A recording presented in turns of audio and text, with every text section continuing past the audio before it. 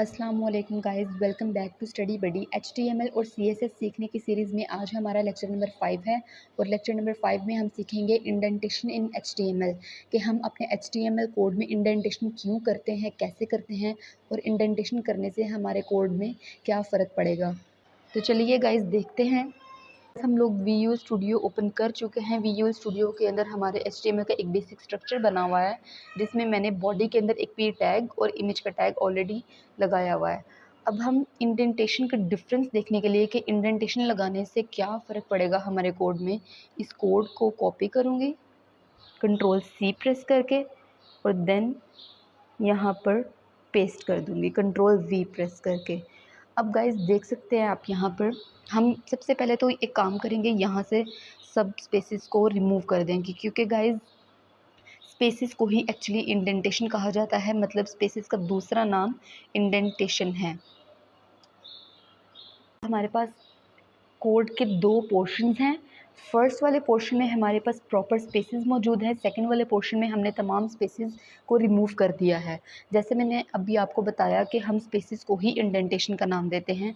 अब गाइस आप देख सकते हो कि ऊपर वाले कोड में हमारे पास एक प्रॉपर एक स्ट्रक्चर लग रहा है हमको, मतलब दिखने में भी वो एक अच्छा आपको दे रहा है कि ये एक गुड स्ट्रक्चर है और किसी अच्छे डेवलपर ने इसको लिखा हुआ है, ठीक है। और नीचे वाले कोड में वो दिखने में भी अच्छा नहीं लग रहा, और ये सिर्फ इंडेंटेशन हम इसलिए नहीं देते कि दिखने में हमारा कोड अच्छा लगे, इसके कुछ और भी रीज़न्स हैं।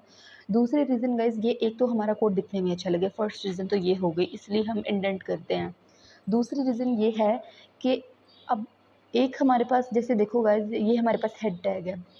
हेड टैग ये हमारे पास पेरेंट टैग है। पेरेंट टैग के अंदर कुछ होते हैं चाइल्ड टैग्स। तो इसमें गाइस आपको पेरेंट चाइल्ड रिलेशनशिप एक विजुअलाइज अच्छी तरह से हो जाता है, क्योंकि देखो गाइस, जैसे अब यहाँ पर बॉडी है, बॉडी में मैंने p टैग को लिखा हुआ है, ठीक है। तो मुझे पता चल रहा है कि मेरे पास बॉडी का टैग पेरेंट, ये बॉडी का टैग मेरे पास पेरेंट टैग है और इसके अंदर मैंने एक चाइल्ड टैग बनाया हुआ है p टैग, पैराग्राफ का टैग। तो मुझे यहाँ पर एक पता चल रहा है, लेकिन यहाँ पर अगर मैं देखूँ तो मुझे नहीं पता चलेगा कि कौन सा टैग कब ओपन हो रहा है, कब क्लोज़ हो रहा है, मेरा पेरेंट टैग कौन सा है, चाइल्ड टैग कौन सा है, मुझे यहाँ पर बिल्कुल भी नहीं पता चल रहा है। तो इसी तरह अगर फ्यूचर में हमारे कोड पर कोई और भी काम करेगा तो उसको भी आसानी से पता चल सकता है कि अच्छा ये पेरेंट टैग है, इसने इसका ये चाइल्ड टैग बनाया हुआ है, ये टैग ये काम कर रहा है, ये इस जगह पर ओपन हो रहा है और इस जगह पर क्लोज़ हो रहा है। लेकिन नीचे वाले इस वाले कोड में आपको बिल्कुल भी नहीं पता चल रहा कि कौन सा टैग कब ओपन हो रहा है और कब क्लोज़ हो रहा है, क्योंकि आपने टैग को ओपन भी करना होता है और उसको क्लोज़ भी करना होता है। तो यहाँ पे ओपनिंग क्लोजिंग टैग का बिल्कुल भी नहीं पता चल रहा आपको, और ना ही parent child relationship easily visualize हो रहा है कि कौन सा कौन सा टैग पेरेंट है और कौन सा टैग चाइल्ड है, ठीक है।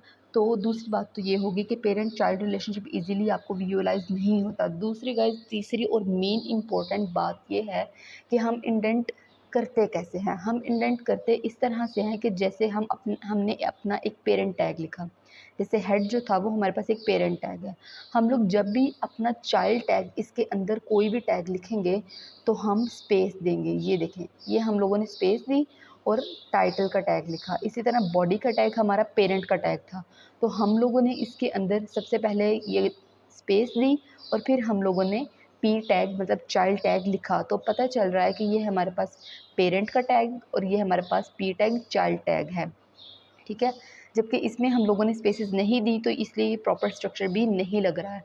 और दूसरा गाइज, अब इंडेंट करते कैसे हैं ये तो हमें पता चल चुका है कि चाइल्ड टैग लिखने से पहले हमें स्पेस देना ज़रूरी है। हाँ, यहाँ पर एक और बात बताती चलूँ कि अगर हम p टैग दोबारा से यहाँ पर लिखें तब हम स्पेस नहीं देंगे। जैसे हम लोगों ने बॉडी के टैग के अंदर p टैग लिखने से पहले ये स्पेस दी थी ना, तो यहाँ पर इस केस में हम लोग स्पेस नहीं देंगे। हम लोग ऐसा बिल्कुल भी नहीं करेंगे कि ये मैं ऐसे कर दूँ, हम लोग ये चीज़ नहीं करेंगे। क्यों? क्योंकि गाइस ये वाला p टैग और ये वाला p टैग ये दोनों सिबलिंग्स हैं एक दूसरे के। ऊपर ऊपर ये वाला p टैग और ये वाला p टैग ये दोनों एक दूसरे के सिबलिंग्स हैं, इनमें हम स्पेस नहीं देंगे। जबकि पेरेंट टैग और चाइल्ड टैग में हम स्पेसेस देंगे, ठीक है। अब तीसरी बात जो हम करने वाले थे वो ये थी कि इंडेंटेशन से हमें क्या हेल्प मिलेगी।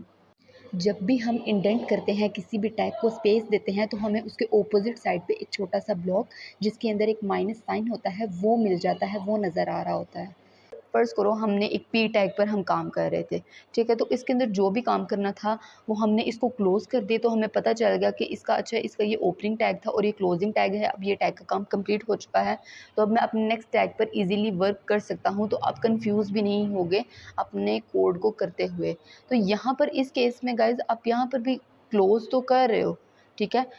लेकिन सिर्फ़ किसको? पेरेंट टैग को। आप यहाँ पर जितने भी चाइल्ड टैग्स बना रहे हो, ये देखो जैसे टैग हमारा ये हमारा पेरेंट टैग था और पी टैग हमारा चाइल्ड टैग था, ठीक है? लेकिन इसके बिल्कुल सामने आपको कोई भी यहाँ पर माइनस का साइन या इस तरह का साइन कोई भी शो नहीं हो रहा। वो इसी वजह से कि आपने इंडेंट नहीं किया।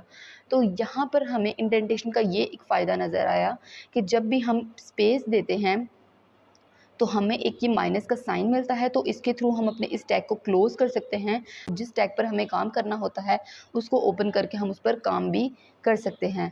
तो गाइज़ पेरेंट टैग तो ऑब्वियसली ओपन रहेंगे ही, क्योंकि वो तो आपका एचटीएमएल का एक बेसिक स्ट्रक्चर है। मेन काम तो आप करते हो अपने चाइल्ड टैग्स के ऊपर जो आप अपने पेरेंट टैग्स के अंदर बनाते हो। तो इसके थ्रू आप क्या कर सकते हो कि जब आपका एक चाइल्ड टैग कंप्लीट हो गया तो आप इसको क्लोज़ कर दो और दूसरे वाले टैग के ऊपर काम करना शुरू कर दो।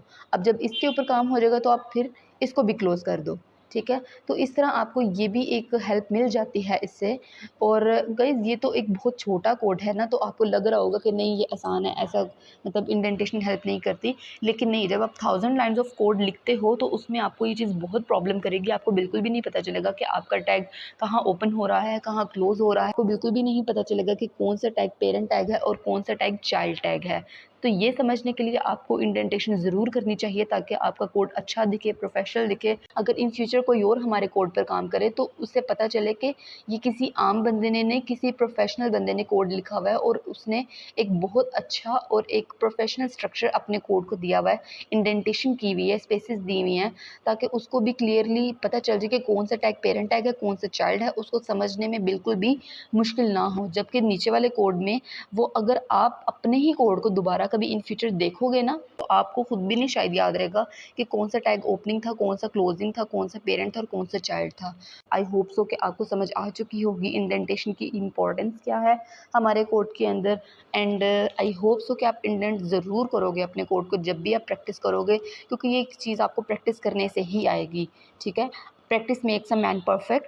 तो इसी बात पर हम अपने लेक्चर आज का ख़त्म करते हैं। नेक्स्ट लेक्चर में ज़रूर मिलेंगे इंशाल्लाह। Thank you so much guys. अल्लाह हाफ़िज़।